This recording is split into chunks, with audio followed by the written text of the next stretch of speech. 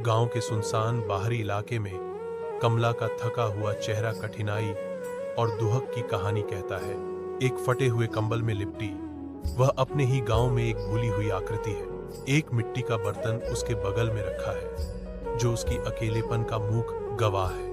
ग्रामीणों का गुजरना, उनके चेहरे दूसरी ओर, उसकी दुर्दशा के प्रति उदासीन, उसकी आंखों में परित्याग की गहरी भावना झलकती है।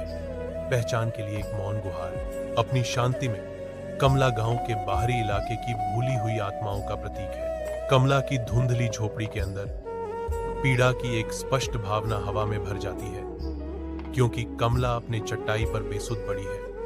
उसका शरीर बुखार से पसीने से तर है। कमला को एक तीव्र प्यास लगती है। उसका सूखा गला राहत के लिए तरसता है। कोने में चूहे एक गंभीर वास्तविकता के अग्रदूत बन जाते हैं।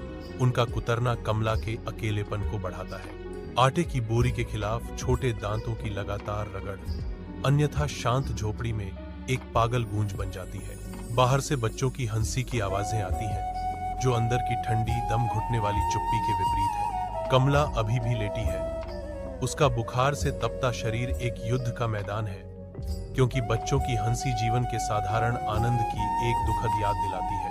गांव भोर के किनारे इकट्ठा होता है। कमला की झोपड़ी के चारों ओर एक मौन जागरण। कमला शांत लेटी है। उसका चेहरा शांत है, आंखें खुली हैं, मानो अंतिम आगंतुक का इंतजार कर रही हैं। दो ग्रामीण गंभीरता से लकड़ी लाते हैं। एक चिता तैयार करते हैं जो अंतिमता की फुसफुसाहट करती है। ज्वालाएं प्रज्वलित होती हैं, लकड़ी को जलाती हैं, क्योंकि धुआं अपना दुखद आरोहण शुरू करता है। धुआं ऊपर उठता है। कमला की कहानी को सुबह के आकाश के विशाल विस्तार में ले जाता है।